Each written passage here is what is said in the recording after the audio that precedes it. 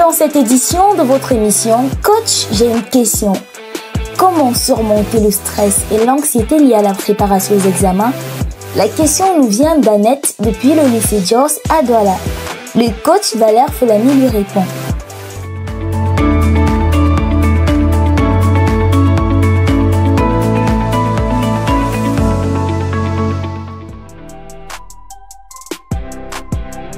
Ce soir, nous allons répondre à la question de Annette du lycée Jos.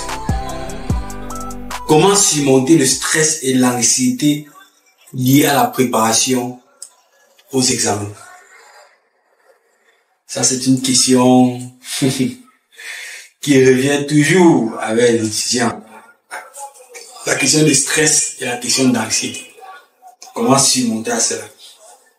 La première chose que nous allons dire, c'est que pour surmonter la question du stress, il y a plusieurs façons. C'est-à-dire que tu peux décider être proactif ou être réactif. Mais ce que nous conseillons généralement dans le processus de lutte contre le stress, l'anxiété, c'est d'être proactif. C'est-à-dire de ne pas attendre que le stress s'installe et commencer à chercher les voies et les moyens pour lutter contre le stress. C'est plutôt d'anticiper et de voir ce qui cause le stress. Et quand on a compris ce qui cause le stress, on peut faire beaucoup d'autres choses pour éviter que ce stress n'arrive. Donc pour répondre à cette question, je vais d'abord attaquer le côté de la proactivité. C'est-à-dire comment est-ce qu'on peut anticiper. Pourquoi est-ce qu'on est obligé de stresser? Je sais qu'il y a des étudiants qui croient que c'est impossible d'affronter les examens sans stresser. C'est faux. Il y a des étudiants qui ne stressent pas pendant les examens. Il y a certains et même parmi ceux qui stressent, il y a certains qui stressent parce qu'ils veulent avoir 18 de moyenne. Toi, tu es là, tu stresses peut-être parce que tu veux juste réussir. Peut-être stress parce qu'ils se demandent s'il va avoir 18 ou 17 ou 16, 80. Vous voyez, donc les causes du stress ne sont pas les mêmes. Donc, mais, comme je l'ai dit, pour répondre à cette question, pour anticiper sur le fait de stresser pendant les examens, il peut faire d'abord attaquer les causes du stress et de voir comment on peut éviter le stress pendant l'examen.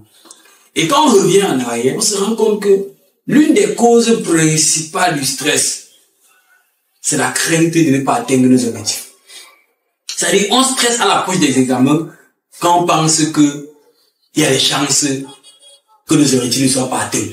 Par exemple, si mon objectif c'est simplement de réussir à mon examen, je stresse parce que j'ai l'impression que je peux échouer. Si mon objectif c'est d'avoir 15, je stresse parce que j'ai l'impression que je ne peux pas avoir 15. Parce que le système éducatif est fait au Cameroun de telle sorte que quand on arrive à l'examen, normalement, on est plus surpris.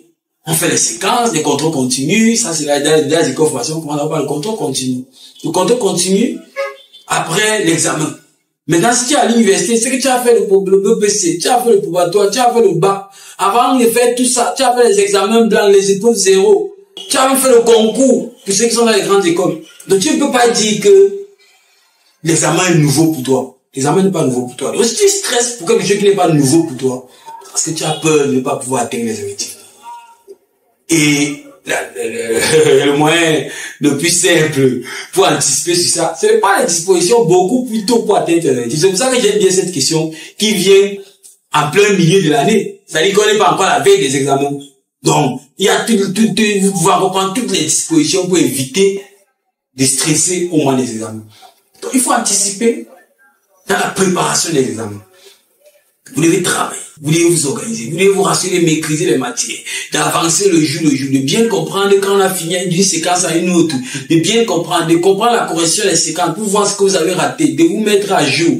C'est ce qu'il faut faire permanemment. Il faut étudier permanemment du début de l'année à la fin de l'année. Je crois qu'il y a une vidéo que nous avons déjà fait sur comment bien travailler, comment s'organiser, comment bien travailler pendant l'année pour avoir de bons résultats. Donc, écoutez cette vidéo sur notre chaîne YouTube et rassurez-vous de respecter tous les détails, travaillez bien. Si à la fin de l'année, vous êtes prêts, vous n'allez pas stresser.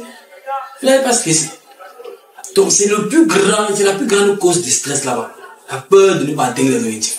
La peur d'échouer. Peut-être parce que tes notes te montrent quel est ton réel niveau. Et tu vois comment tu vas échouer. Peut-être parce que pendant toute l'année, tu avais les 12, les 11 de moyenne. Et que peut-être dans les 11 de moyenne, il y avait 1 de moyenne de tes camarades parce que vous étiez dans la tricherie. Il y avait 2 de moyenne, des plus 1 que le professeur a donné, de l'exposé et tout et tout. Et comme à l'examen, il n'y a pas l'exposé, il n'y a pas les plus 1, il n'y a pas, c'est un peu évident d'avoir les camarades qui vont vous montrer et tout et tout. Tu te retrouves face à ton destin, comme on dit souvent. Et le stress, c'est ça. Donc, pour éviter le stress, la première chose qu'il faut faire, c'est bien travailler. C'est de travailler de façon continue, de façon permanente, de façon assidue et régulière pendant toute l'année pour être prêt à la veille d'examen. Maintenant, si le stress s'installe, si le stress finit par s'installer, il y a beaucoup de choses qu'il faut faire. L'une des choses qu'il faut éviter à l'approche des examens, qu'on est approche des examens, c'est d'éviter de croire que vous pouvez tout connaître. Parce que l'une des causes du stress parfois à l'approche des examens, c'est que les étudiants viennent, commencent à traiter tout, et dès qu'ils tombent sur un exercice qu'ils ne trouvent pas, ils commencent à stresser. J'ai dit aux étudiants qu'il n'y a aucun étudiant qui peut se taper la poitrine qu'il ne peut pas rater. Je vais trouver tous les exercices qui existent. Donc, quel qu'en soit ton niveau, il y aura tous les exercices qui vont te taper. Donc, quand on est approche des examens, on évite de faire cet exercice. On évite de faire cet exercice. On évite même de faire des exercices où on n'aura pas accès à la correction. On évite. À l'approche des examens. Ça va vous éviter les stress inutiles. Et il faut aussi être suffisamment intelligent pour comprendre. Pour comprendre que ce qu'on attend de vous à l'examen, c'est pas que vous ayez 20 sur 20. Tu vas avoir 19 sur 20, tu vas avoir 18 sur 20. Donc, si un exercice t'étape, tu laisses. Voilà, si un exercice t'étape, c'est pas la fin du monde. Mais si tous les exercices t'étapent, il y a un problème. Parce que bon, mais si un exercice t'étape, c'est pas la fin du monde. Parce que bon, il faut éviter à la veille des examens d'entrer dans les gros livres. Non, à la veille des examens, on révise. Dans l'une de nos vidéos, on va vous donner les principes de révision. Comment bien organiser ces révisions pendant l'année. Pour qu'en fin d'année, les révisions se font de façon fluide. Dans l'une de nos vidéos, on va parler de ça. Donc, il faut bien organiser ça pour éviter d'avoir beaucoup de choses qui vous saturent à la période des examens. À la période des examens également, on baisse un peu le rythme des études. C'est-à-dire que c'est un moment de calme, c'est un moment de concentration, c'est un moment où de loisir, où on évite de se retrouver dans des situations où on aura le surménage, l'effet joule, comme on dit souvent, le blackout. C'est comme certains le disent. Non, c'est toutes ces choses-là qu'il faut éviter. Maintenant, voilà, c'est un peu ça, essayer de faire l'exercice les choses qu'on connaît. Quand vous faites les choses que vous connaissez, ça sécrète une molécule de joie qui vous met en confiance. C'est-à-dire quand vous trouvez, ça vous met en confiance, vous trouvez, ça vous met en confiance. Et plus vous gagnez en confiance, plus le stress disparaît. Donc, de l'autre côté, donc, pour terminer, si vous voulez véritablement chasser le stress, vous pouvez seulement développer la confiance en vous. Quand il parle de confiance en vous, c'est pas dans le sens large du terme, c'est par rapport à l'examen que vous préparez. Et l'une des choses qui peut développer la confiance en vous, c'est travailler et trouver l'exercice, faire l'exercice que vous connaissez et maîtriser, passer à une autre chose, passer à un autre exercice, et ainsi de suite. Ça vous permet de gagner en confiance. D'accord? Donc voilà un peu ce qu'on peut dire en ce qui concerne voilà, le fait de surmonter l'échec et le stress et l'anxiété à l'approche des examens. Donc, la première stratégie est vraiment préventive. Voilà, la stratégie la plus puissante est préventive. Commencez à étudier dès le début de l'année. Commencez à être sérieux dès le début de l'année. N'attendez pas la fin de l'année c'est-à-dire, ne faites pas comme j'ai souvent l'habitude de le dire, comme un patient qui va à l'hôpital et on lui prescrit de prendre un paracétamol par jour pendant une semaine et il ne prend pas. Il attend le dimanche soir, il prend 7 paracétamol. J'ai souvent l'habitude de dire c'est du suicide. Donc les élèves qui n'étudient pas pendant l'année, qui attendent la fin de l'année pour faire le miracle, là, c'est du suicide. C'est vrai qu'il y a toujours 2 ou 3 stratégies qui peuvent permettre de sauver des gars comme par le feu. Mais c'est du suicide.